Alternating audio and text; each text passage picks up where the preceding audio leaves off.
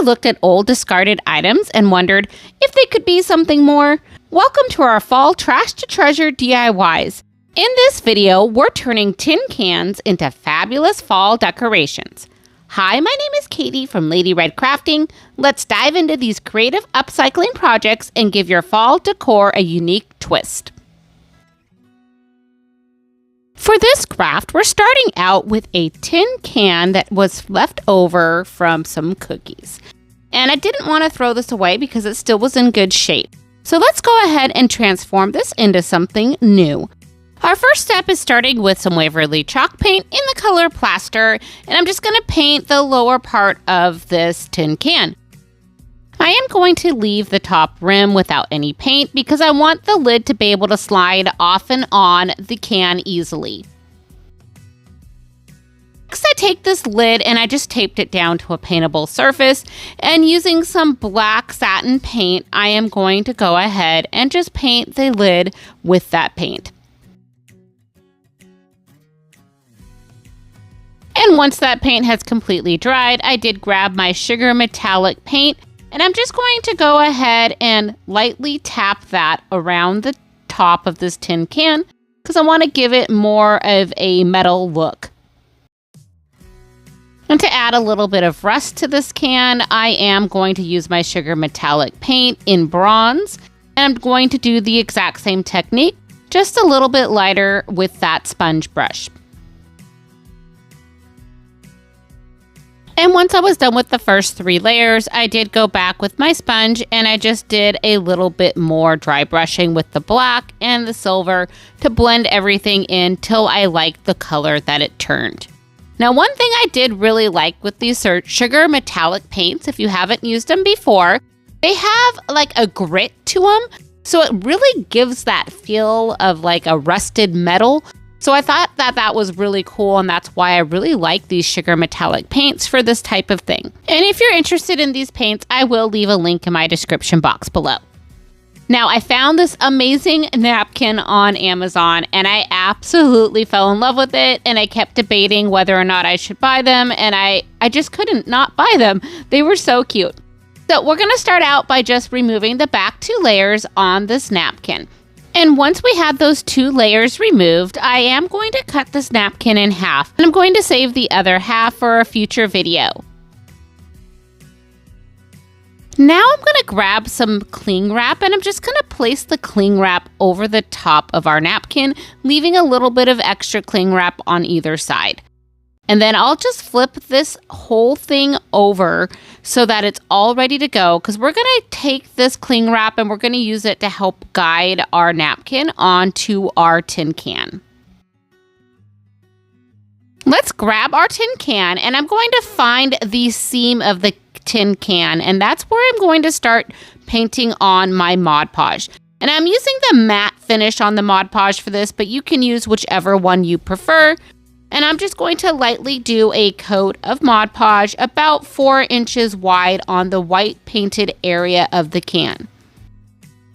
Now for this next step, I am going to be working in sections. So by only doing those 4 inches, I'm going to then lay the napkin over the top of the can in the area that we've painted the Mod Podge.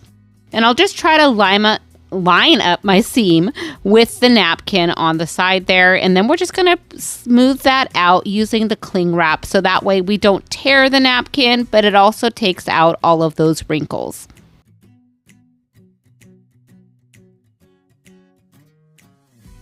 And once we're satisfied with that section, we're just going to keep repeating the step all the way around the whole entire can, using a little bit of Mod Podge, about a 4-inch strip, and then we'll go ahead and smooth out the napkin and then continue on until the next spot.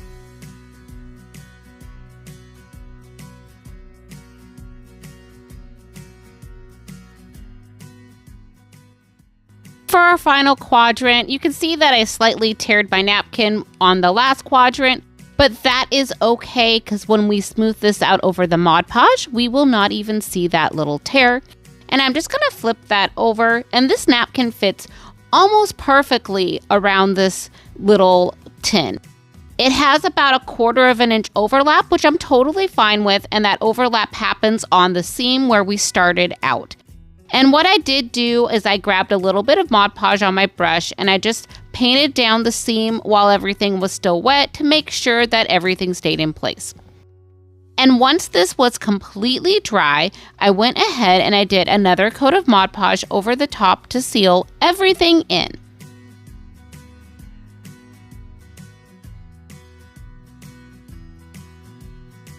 Now let's set that aside to dry and go back to our lid. Using my Fix All glue, and I get this at the Dollar Tree, and we're just going to use this to glue our knob right onto the lid. So I just put a little bit of that glue on the back side of that knob and I set that in the center of the lid. Now this does take about an hour to dry and 24 hours to cure. So I wouldn't be pulling on it for a little bit, but it does look great once everything is done and is very functional. And here is what our adorable little tin turned out like. I just love this upcycling project. This is a perfect little project to just give you a little bit of fall and recycling something old into something new again. And if you're enjoying this content, please hit that like button below.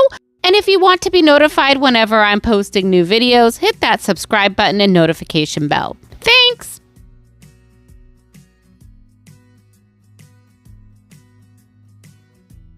Let's grab a tin can out of the recycle bin and get that washed thoroughly.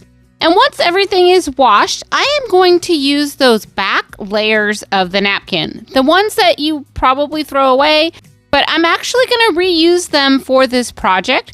And the first thing I'm going to do is I'm going to just trim this in half so it fits better on the can. And let's go ahead and grab some Mod Podge, and we're going to work in sections here. And I'm just going to lay down some of the Mod Podge on the tin can. And once we get a small section complete, we're going to put that napkin over the top. And you can see here I'm trying to get this right around the seam, so that's where we're going to start our napkin. Now, if you don't have leftover napkin backings from doing some decoupaging, you can also use just white tissue paper, or if you'd like, you can also just use some paint. Now, since this is a smaller can, I am just using a little bit of some cling wrap around my fingers, and I'm using that to smooth out the napkin. Now I'm just going to keep repeating this step until I've coated the whole entire tin can with my Mod Podge and napkin.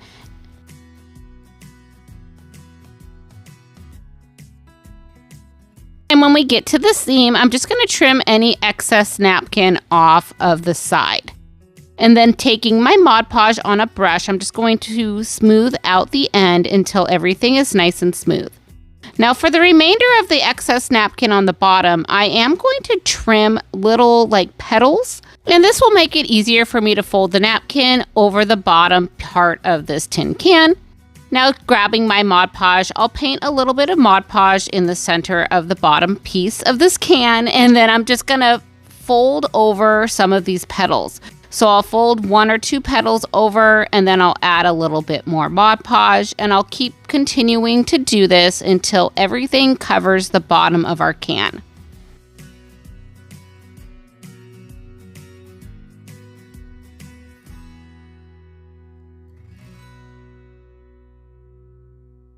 And once I've done this, I am going to let this dry before I do this again. And I am going to take a little bit of my white chalk paint here, and I'm going to tap that along over the top of this napkin because I've noticed that there were a few little imperfections that I can see through the napkin.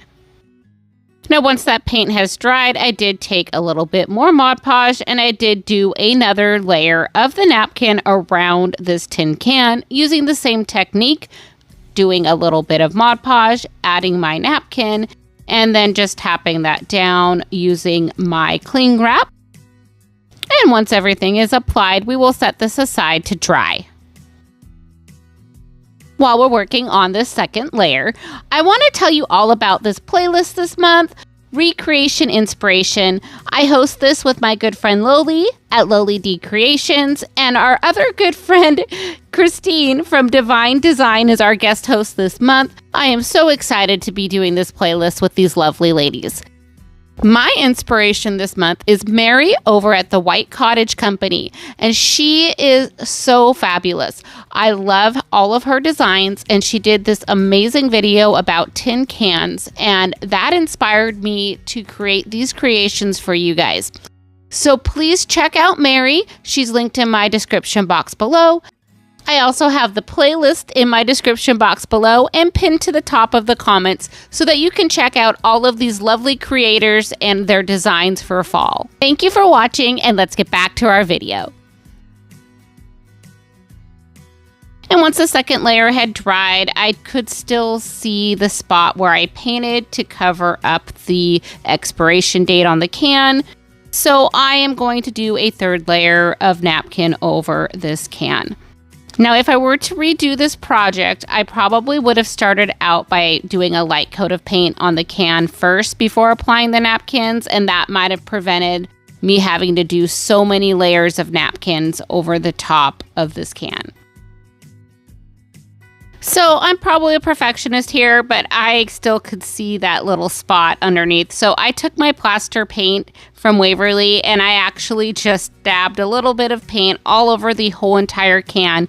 And I actually really liked the texture it gave it, because you had that napkin texture and the Mod Podge, and then you're adding that paint to it. So it gave it a really rustic look. So I'm going to call this a happy accident, and everything turned out just fine.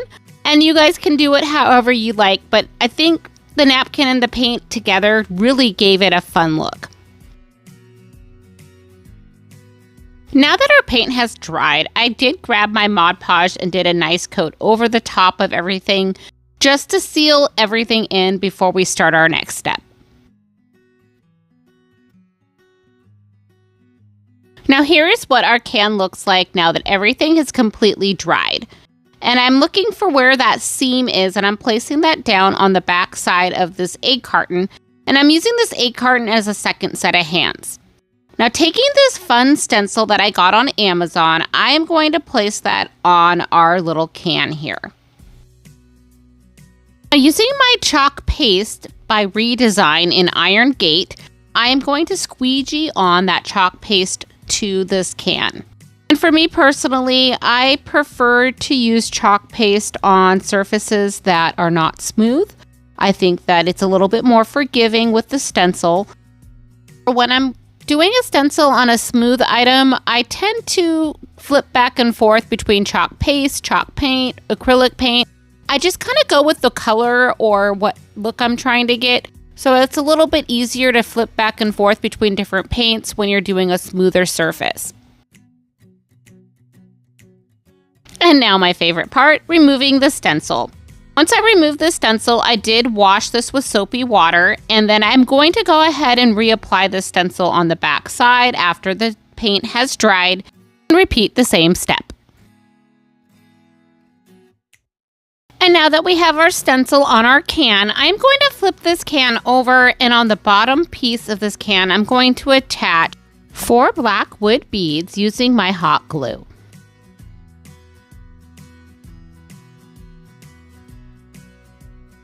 And now here is our cute little flower vase.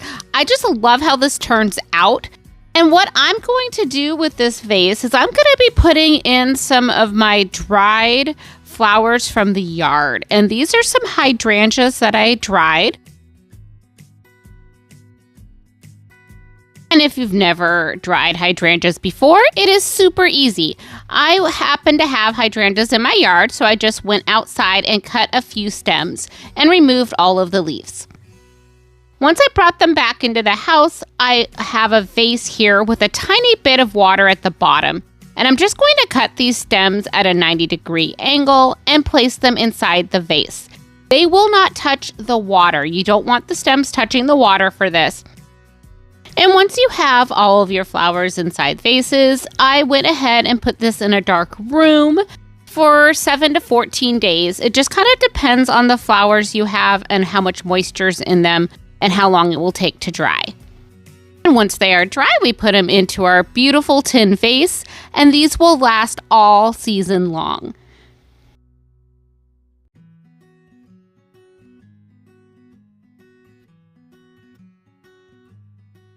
Starting with a tin can from the recycle bin, after we've thoroughly washed it, we are going to go ahead and remove the bottom of our tin can.